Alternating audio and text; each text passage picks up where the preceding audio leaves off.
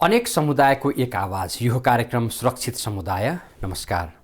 सुरक्षित समाज निर्माणको अभियानमा केन्द्रित कार्यक्रम सुरक्षित समुदायको आजको श्रृङ्खलामा तपाईलाई स्वागत छ। म सुनिल कोइराला। दर्शकवृन्द, 2072 साल वैशाख 12 गतेको विनाशकारी भूकम्पमा भएको क्षतिको स्मरण गर्दै यो वर्षको वैशाख 12 गतेका दिन भूकम्प स्मृति दिवस मनाइएको छ। भुइँचालो आएको दिन र समयलाई सम्झँदै घर, भवन तथा अन्य भौतिक संरचनाहरूमा परि ज्यान गुमाएका हजारौं मृतक दाजुभाइ दिदीबहिनीहरूप्रति श्रद्धाञ्जली अर्पण गरिएको छ। यसका साथै वैशाख 12 2073 को साँझ दिवंगत आत्माको चिर शान्तिको कामनाका लागि देशका विभिन्न ठाउँमा दीप प्रज्वलन समेत गरिएको छ। हेरौं एक रिपोर्ट। 2072 वैशाख 12 गते आएको भूकम्पको स्मरण गर्दै गत आइतबार भूकम्प स्मृति दिवस मनाइएको छ। यो वर्षको वैशाख 12 मा राजधानीको सुनधारा स्थित धरहरा परिसरमा भूकम्पमा परि मृत्यु भएकाहरूको सम्झना गर्दै श्रद्धाञ्जली अर्पण गरियो।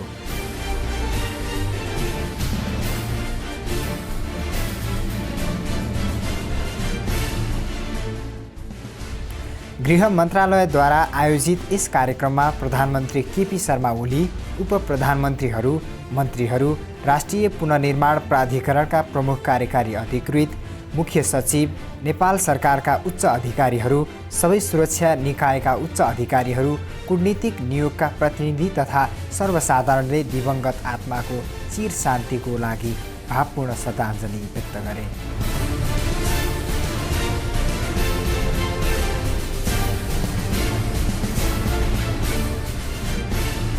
वैशाख 12 गतेकै दिन राष्ट्रपति विद्यादेवी भण्डारीबाट गोर्खाको बारपागमा स्थानीयको घर र भूकम्प स्मारक पार्कको शिलान्यास गरियो भने प्रधानमन्त्री केपी शर्मा ओलीद्वारा सिन्धुपाल्चोकको चौतारामा अनुदान सम्झौतापछि भूकम्प पीडितको घरको शिलान्यास भएको छ। सोही दिनको साँझ काठमाडौँको माइतीघर मण्डला र बसन्तपुर दरबार क्षेत्र लगायतका ठाउँमा दीप प्रज्वलन गरी दिवंगत आत्माको चिर शान्तिको कामना समेत गरियो।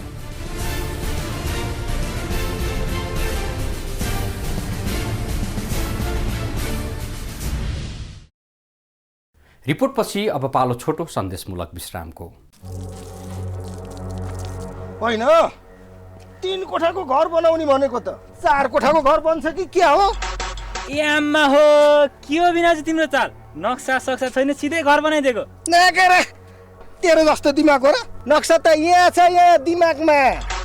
थाहा भइगयो नि, अस्तिको त्यत्रो भूकम्पले नि तिम्रो दिमागमा बत्ती बलेन है? नक्सा बनाउने, पास गर्ने, तालिम प्राप्त डकर्मीबाट घर त बनाउने गर्नुपर्छ कमसेकम। होइन, यसको कुरो ठिकै हो कि क्या हो? घर निर्माण गर्दा गाविस वा नगरपालिकामा सम्पर्क राख्नुहोस्। सुरक्षित पुनर्निर्माणका लागि आर्थिक तथा प्राविधिक सहायता प्राप्त गर्नुहोस्। सार्वजनिक हितका लागि नेपाल सरकार, राष्ट्रिय पुनर्निर्माण प्राधिकरण। विश्रामपछि कार्यक्रम सुरक्षित समुदायमा पुनः स्वागत छ। दर्शकहरू, 2072 फागुन 30 गतेदेखि आवास पुनर्निर्माणका लागि दोलखाको सिङ्गटीबाट अनुदान सम्झौता सुरु गरिए यता अहिलेसम्म अति प्रभावित 5वटा जिल्लामा अनुदान सम्झौताको प्रक्रिया अघि बढिसकेको छ। यसका साथै राष्ट्रिय पुनर्निर्माण प्राधिकरणले भूकम्पले भत्किएका घर तथा भवनहरूको पुनर्निर्माणका लागि अहिले करिब 1346 इन्जिनियरहरूलाई गाउँ बस्तीमा पठाउँदैछ। प्राधिकरणले उनीहरूका लागि गत बुधबार 2 दिने तालिम पनि सम्पन्न गरेको छ। हेरौं यसै सम्बन्धी एक रिपोर्ट।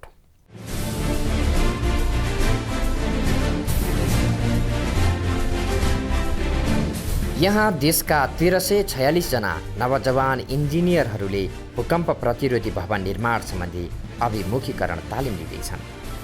राजधानीमा 2 दिनसम्म चलेको तालिमको आयोजना राष्ट्रिय पुनर्निर्माण प्राधिकरण र शहरी विकास तथा भवन निर्माण विभागले गरेको हो, जसमा आर्थिक सहयोग अमेरिकी सहयोग नियोगको रहेको थियो भने प्राविधिक सहयोग भूकम्प प्रविधि राष्ट्रिय समाज नेपालले गरेको हो।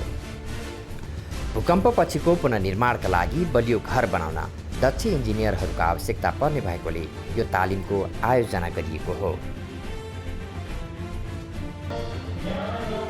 इन्जिनियरका लागि आवास पुनर्निर्माण सम्बन्धी आधारभूत तालिमको समापन समारोहमा बोल्दै शहरी विकास मन्त्रालयका सचिव दिपेन्द्रनाथ शर्माले यसरी तालिम प्राप्त इन्जिनियरलाई स्वागत गरे।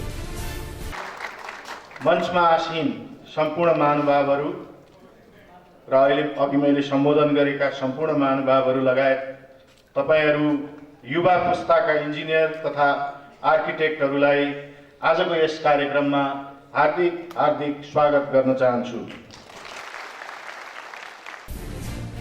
यस प्रशिक्षणमा सिकाइएका प्राविधिक ज्ञानका बारेमा तालिम प्राप्त इन्जिनियरहरूले सम्बन्धित गाविस तथा समुदायमा जानकारी गराउने, बलियो घर निर्माणका लागि समन्वय गर्ने र प्राविधिक ज्ञान बाँड्नेछन्। गर्दनेलाई प्राविधिकले ज्ञान नदिएसम्म उहाँहरूले फेरि परम्परागत शैलीमै कमजोर घरहरू बनाउने सम्भावना हुन्छ। त्यसैले त्यो प्राविधिक ज्ञान प्रदान गर्नु पनि उहाँहरूको मुख्य एउटा काम हो। प्राविधिक ज्ञानको अलावा अहिले चाहिँ अनुदान वितरण कार्यमै जे जति कुराहरू उहाँहरूले अनुदानको क्याम्प त्यहाँ खडा हुन्छ। अनुदान सम्झौता गर्नुभन्दा अगाडि के कस्तो तयारी गर्नुपर्छ, अनुदान सम्झौताको क्रममा के गरिन्छ र त्यहाँ विभिन्न गुनासोहरू छुटफुट भएका कुराहरू इत्यादि पनि आउन सक्छन्। त्यसलाई कसरी सम्बोधन गर्ने भन्ने हामीले यो 2 दिनको तालिममा दिएका छौँ। 2 दिनको तालिम कार्यक्रमको समापन समारोहलाई सम्बोधन गर्दै प्रधानमन्त्री केपी शर्मा ओलीले पुनर्निर्माणको क्रममा फिल्डमा जाँदै गरेको इन्जिनियरहरूलाई आफ्नो मनदेखि नै आफूले जानेका प्राविधिक पक्षका बारेमा सर्वसाधारणलाई जानकारी दिन र आफू पुगेको ठाउँको वास्तविक रिपोर्ट केन्द्रमा पठाउन निर्देशन गरे। कतिवटा जटिलता छ, कानुनी जटिलता, त्यो वास्तविकता त्यो वास्तविकताको पनि रिपोर्ट तपाईँहरूले पठाउनुहोस्। तपाईँहरू जहाँ जहाँ हुनुहुन्छ हरेक गाविसमा तपाईँहरू 2 जनाका दरले जानुहुन्छ। त्यहाँबाट तपाईँहरूले यथार्थ रिपोर्ट के हो ती रिपोर्टहरू पठाउनुहोस्। सहयोग कहाँ कस्तो पुर्याउनु पर्छ निर्णय गरेर र कानुन बनाएर समेत पनि हामी सहयोग गर्छौँ। यसरी ठुलो सङ्ख्यामा इन्जिनियरहरूलाई तालिम दिएर पुनर्निर्माणको काममा खटाउन लागि नेपालको इतिहासमै पहिलो पटक हो। कहिले प्राविधिक आएर घर बनाइदिन्छन् भन्दै पर्खेर बसिरहेका नागरिकहरूका लागि यो प्रयास निकै महत्त्वपूर्ण बन्नेछ। राष्ट्रिय पुनर्निर्माण प्राधिकरणका प्रमुख कार्यकारी अधिकृत सुशील गेवालीले आफूले हालसम्म सिकेको ज्ञान प्रदान गरी बलियो घर बनाउन इन्जिनियरहरूलाई शुभकामना दिँदै जनताको नजिकको सरकारसँग काम गर्न र सम्बन्धित नागरिकहरूलाई राम्रो प्राविधिक ज्ञान दिने काममा सफल बन्न सकियो भने समाज सुरक्षित बन्ने बताए। स्थानीय तहमा 2टा कुरा भाइटल कुरा छ भन्ने लाग्छ मलाई। एउटा, तपाईँहरू जनताको सबैभन्दा नजिकको सरकारमा बसेर काम गर्न जानु भएको छ। जनताको नजिकको सरकार गाउँ सरकार, नगर सरकारमा बसेर काम गर्दै हुनुहुन्छ र त्यसको साथसाथै टेक्निकल नलेज तपाईँहरूसँग जुन छ, ज्ञान छ, जुन सिप छ, त्यसलाई तल ट्रान्सफर गर्ने एउटा सुनौलो अवसर पनि हो। भविष्य कसरी लैजाने, तपाईँहरूले भोलिका दिनमा पुनर्निर्माणको काम कुनै पनि ढङ्गले चाहिँ असफल भएको अवस्थामा त्यसको सम्पूर्ण ढङ्गले चाहिँ जीवनभर एउटा पीडाको अवस्था तपाईँ हामी सबैलाई हुनेछ। शहरी विकास र सङ्घीय मामिला तथा स्थानीय विकास मन्त्रालयका राज्य मन्त्रीले सुरक्षित समाज निर्माण गर्ने सरकारको लक्ष्य साकार बनाउन जाँदै गरेका इन्जिनियरहरूलाई पुनर्निर्माणको अवसरमा इमान्दारिताका साथ लाग्न आग्रह गर्दै शुभकामना दिए। यहाँहरूलाई नेपाल सरकारले छनौट गरी पुनर्निर्माण गर्नलाई चाहँदै हुनुहुन्छ। यहाँहरूको यो कार्यको लागि हार्दिक शुभकामना दिन चाहन्छु। सफल हुनुहोस्, सुन्दर बनाउनुहोस् र भूकम्प रहित संरचना तयार गर्नुहोस्। शुभकामना छ। नेपाल फेरि पुनर्निर्माणमा सफल भयो भनेर विश्वले हेर्न आउने ठाउँहरू निर्माण गर्नुहुनेछ। एउटा सेवाको भावनाबाट तपाईँहरू जुट्नुहुनेछ। गत वर्षको विपत्तिमा युवाले पुर्याएको योगदानको स्मरण गर्दै शहरी विकास मन्त्रालयका सचिव दिपेन्द्रनाथ शर्माले अबको पुनर्निर्माणको जिम्मेवारी पनि युवाहरूकै काँधमा आएको बताए। उनले स्थलगत कार्य सम्पादनका क्रममा आइपर्ने समस्याप्रति इन्जिनियरहरूलाई कुनै चिन्ता नलिन आग्रह गरे। तपाईहरू युवाहरूले नबनाए यो देश कसले बनाउँछ?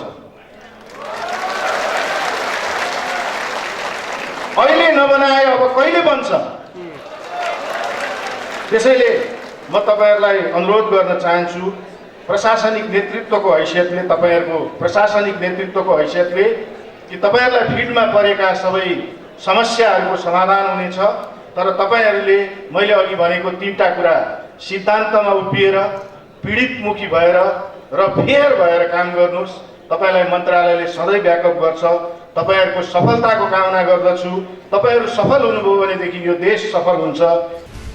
वर्षौंसम्म पुनर्निर्माण पर्खिरहेका भूकम्प पीडितहरूको बलियो घर बनाउने आशा साकार बनोस्। यसका लागि सरकारी, गैर सरकारी, अन्तर्राष्ट्रिय सहयोगी निकाय र व्यक्तिगत सबै तहबाट पुर्याइएको सहायता अझ व्यापक हुन जरुरी छ र यी तालिम प्राप्त इन्जिनियरहरूले अब गाउँ गाउँमा पुगे सरकारी नीति नियमभित्र बसेर भूकम्प प्रतिरोधी घर निर्माण गर्न महत्त्वपूर्ण भूमिका निर्वाह गर्न सकुन्। हाम्रो तर्फबाट पनि शुभकामना। इन्जिनियरका लागि आवास पुनर्निर्माण सम्बन्धी आधारभूत तालिममा केन्द्रित यो रिपोर्टपछि अब पालो जनआवाजको र आजको जनआवाजमा हामीले सोही तालिमका सहभागी इन्जिनियरहरूलाई सोधेका छौँ।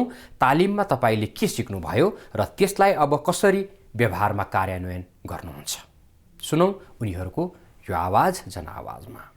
स्पेसली अब रिकन्स्ट्रक्सनमा घरहरू कसरी बनाउने, त्यो घरहरू अब मिलेको छ छैन होइन, त्यो सुरक्षित छ छैन, सेफ्टी कतिको अप्नाएको छ त्यो हामीले गएर चेक गर्ने हो। प्लस अनि अब सरकारले जुन अनुदान दिने भनेको छ त्यो अनुदान चाहिँ वितरण गर्नलाई एप्रोप्रिएट छ छैन होइन, त्यो हेरेर वितरण गर्ने पनि भयो। पहिलो काम भनेको त्यहाँ समन्वय गर्ने, दोस्रो काम भनेको हामीले आफूले जे टेक्निकल नलेज गेन गरेका छौँ त्यसलाई चाहिँ समुदायमा बाँड्ने, त्यो बाँडेर एउटा भूकम्प प्रतिरोधी घर कसरी निर्माण गर्न सकिन्छ त्यो बनाउनको लागि हामीले सहयोग गर्ने दोस्रो कुरो। अनि तेस्रो अलि फरक के छ भने भविष्यमा यो भूकम्प प्रतिरोधी घर मात्रै बनाएर भएन, भूकम्प प्रतिरोधी साथसाथै अन्य